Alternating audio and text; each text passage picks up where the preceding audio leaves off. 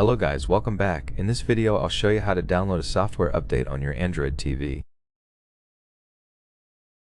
First, go to the right upper corner, open Settings, then go to Device Preferences, and right now go to About.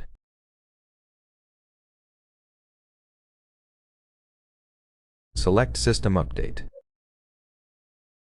Right now your TV is looking for an update, and of course you have to be connected to Wi-Fi or the internet via an Ethernet cable.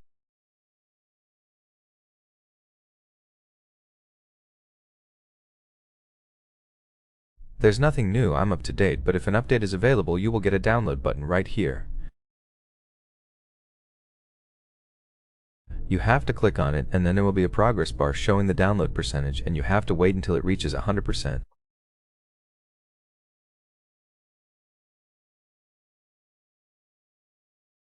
After that you will have to restart your device, and after the restart the software will be applied to your TV.